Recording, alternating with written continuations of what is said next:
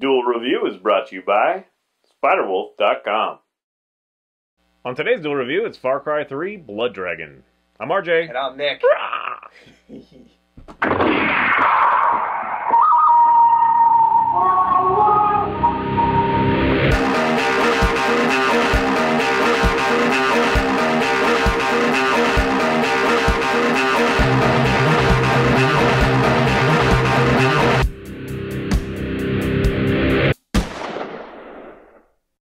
Hey guys, welcome to Tuesday the 7th of May. We are doing Far Cry 3 Blood Dragon. That's right. Ubisoft just came out a week ago or something like that. It's a pretty cool game. If you watch our show, then you know that Far Cry 3 was a big hit for us. Yes. Even you more than me. I loved it. But yeah, it was great, open world. I loved the bow and arrow, although I think I like Tomb Raider more now. But anyway, yeah, really great game. A lot of depth to that game. A lot of replay, ability. The multiplayer has had some fun moments, but anyway, that was a full-scale game, right? So along comes Blood Dragon, and you're like, you see this ridiculous graphic where it's like mirrored Far Cry 3 logo, and then Blood Dragon written in blood, and then this pixelated dude that looks a little, Terminator-esque on the side, and you're like, what the hell is that? And is it, I was thinking it was like an add-on or something. Now you can play with skins of blah blah blah. But no, it's an entirely standing game. It stands alone. Right. It's $15 if you can believe it. It's very similar to Far Cry 3 as far as the mechanics of it. Now it's not as in depth. There's not a lot of huge story missions. There's not a lot of unlockable stuff that you can add yourself, figure out, like, I want to do this or this. It just kind of has a standard level up system. The more points you earn, it unlocks new things, new abilities that will come in handy for the next mission, that sort of thing. But it does maintain some of that open world-ness and even some of the hunting and stuff like that. In fact, I even prefer the hunting because you no longer have to go down and see that animation all the time. You just literally touch it and get the money out of it, the credits out of it. Yeah. And the real shining thing is that it's all in this kind of horrible, action film 80s style. Right. It's a mixture between, Terminator and Rambo and, I mean, you name it. The 80s, it's rife with all the little tropes of that.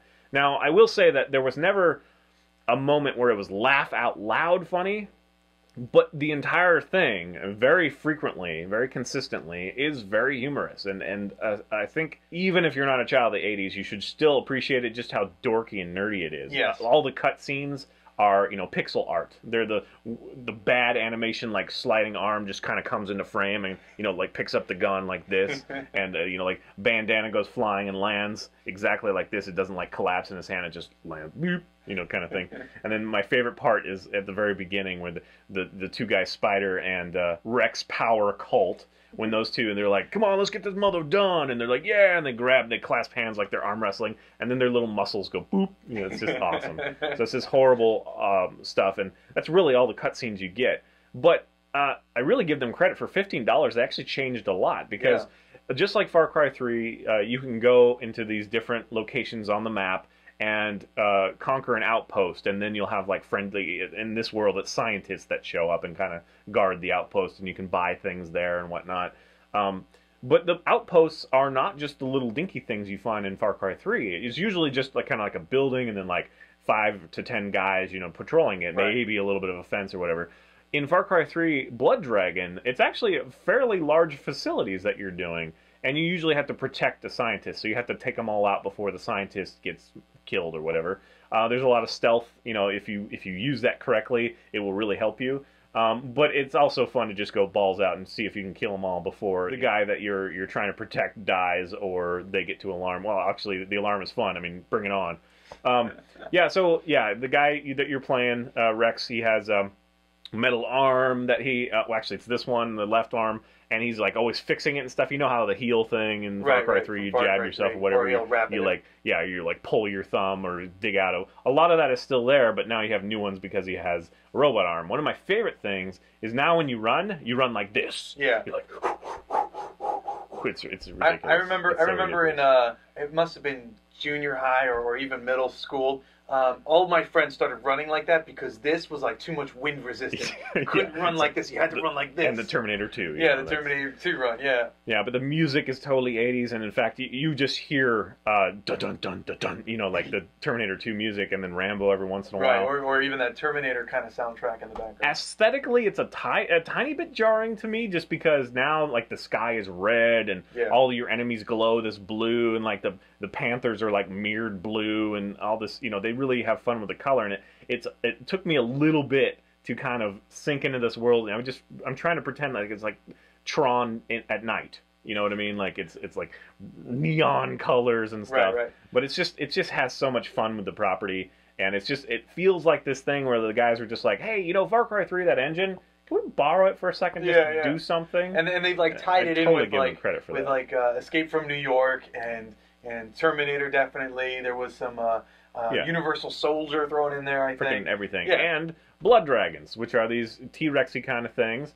And well, they're kind of T-Rexy in the way they are built, but they're very Raptor because they kind of figure things out and they follow you around and stuff. And you got to like hit them in the head and like behind their head, and sometimes they have these little brain cases on that you got to knock off so they'll attack other enemies. And then there's a lot of it's kind of a nod to us nerds. A D6, you can throw a D6 to distract. In the original game, you threw a rock to distract people, and this one's a D6. Every time it's like, throw your D6, nerd, kind of thing. And then on the other side, you can throw the hearts that you rip out, which are also currency, kind of. Right. You can rip out hearts of your fallen foes. The Omega Force. Use them to steer the blood dragon, so that's fun. You throw them in the middle of guys, and then they'll attack each other, and you can go around. But more often than not, it's fun just to go after it. The blood dragons, of course, what do they shoot? Lasers out of their mouths, of course. That's how they fight. So yes, it's a very fun game, and for $15, it's really hard to go wrong. In fact, even if you haven't played Far Cry 3, but you've been wanting to, just start with this. If you don't mind a little bit of the 80s humor, which, a lot of it of the 80s humor. There's a lot. One thing that gets grating to me, I guess, is that, Rex Power Colt's, his monologue is all like this, and it's very serious, and it gets a little old, especially because he says the same thing over time. And he also does like, that's the money shot, like all the time, and like all this cock humor, like dick humor. Yeah. So it does get a little old, but I love the scientist. I can't remember what her name is, but she over the intercom is great. Any robot voice is awesome because Dr. it's Darling. like and it's so low tech. It's like Stephen Hawking, before we knew that computers could actually say what you know what I mean? Like, it's really bad. It's hard to hear or understand. And that's kind of the thing, is that whenever they had the opportunity, they tried to use materials that were not quite good enough. And it really reads 80s. It really bits of Contra in there and stuff. It is a lot of fun. Yeah. That's a big thing, though, and I wanted to bring that up. You said that even the people who didn't grow up in the 80s, they would love this. Do you really agree with that? I didn't say love it. I said I think you can appreciate it because it is ridiculous. And yes, because of things like Andy Samberg and like Laser Cats from like SNL and stuff. They're still familiar with that kind of ridiculousness that came from the 80s and from 80s movies. And I'm sure, people, even the youngest, have seen at least one 80s movie, and instantly, like, you watch Terminator, you understand this is making a comment about that movie. So yes, I don't think they'll maybe get quite as much as us old dogs, but it is a really fun game, and it's solid. I mean, because it's on the Far Cry 3 engine and still use the bow and arrow and all that stuff, it's still very solid. Yeah. Every once in a while, you'll get like a weapon that's not changed at all, like the flamethrower, which kind of throws you off a little bit because everything else is like glowing blue, like Tron style, where the edges are like lined with blue laser lights, kind of thing, stuff like that. But overall, it's very enjoyable. Right. I wouldn't hesitate if you're thinking about it. Just go pick it up. For $15, if you haven't played Far Cry 3, for $15, you might as well get this and start, because I loved Far Cry 3. And one of the things I wanted to bring up was, while playing Far Cry 3, if you stop and just listen to what your enemies are saying, sometimes they say things like, well, at least I'm not stuck on that island with all those dinosaurs or whatever, and you're like, Are they gonna make a dinosaur island? And apparently they kind of did. Blood Dragons. Yeah, not really. It would be cool if they did like a Jurassic Park version. That would be. This so is awesome. pretty close. Future Jurassic Park. Yeah. Although there's only one type of dinosaur. Yeah, the Blood Dragon. But anyway, the game is not terribly long. It's probably about 4 to 5 hours, maybe a little more, unless you search for everything, which I'm sure he will. But the things that you find aren't necessarily. I mean, they do unlock more attributes in the game, like you'll now be able to use a silencer on your rifle or whatever. Right. But there's not like a whole lot of fun stuff that's unlockable as far as I know. So yeah, it is a good solid game. Go check it out. I agree. All right, guys. Thanks for watching. Please subscribe to our YouTube channel and follow our great playlists. Game Lab's been a lot of fun. Yes, it has. And please leave comments. We love comments. And you can help support us by buying our wares at spiderwolf.com. That's right. T-shirts, a card game, art print, short stories, and more. And check out my new blog. It's fist37 at tumblr.com. I'm going to be blogging as characters, doing journal entries, updates on the game. It's all leading to the Kickstarter coming out for Fist37, the enhanced version of the card game. Yay. So please go check it out. Like it, share it with your friends, support us. Thank you very much. See you later. Yes! It's not fair. I got like 50 words to say. Yeah, you do. Coming up next, the documentary It Might Get Loud. I remember when I first got contacts, and I was like walking around, I would do this all the time for no reason. Push up my glasses. That's funny. Because I had to. Like, there's something wrong here. There's nothing there. Hey, you just flipped off America. I didn't mean pushing up my glasses. I usually do it with my middle finger because it's the longer of them.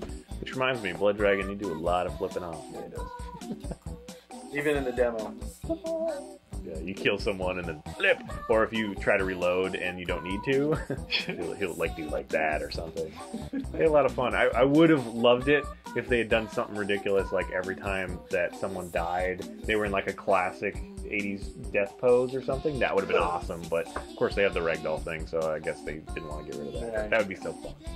There's so much fun they could have in that, and they did have fun, but boy, it's a good idea. They should do an entire game that way. I agree. It would be a lot of a gamble, though. It really would. If you did I think that's why they did this. Is like they can test the waters with just the downloadable content. Maybe. I think. And Spider in his voice, and yeah, when he gets his brain fried, and then he's like laying on the ground, and you think he's dead, and then the very next scene, he's alive again, working on the computer while you're supposed to be going to save him or something. It's just like the inconsistencies of it. Blatant inconsistency. Yeah. Okay. Hey guys, welcome to Tuesday the 7th of May. It's May, not April. It's not April anymore, it's May. It's Tuesday the 7th, which means that you should be downloading your Injustice Compatibility Pack. Oh, we should do that, the arm classes. Oh, no. No? That'd be funny. Our fans would pay to see that.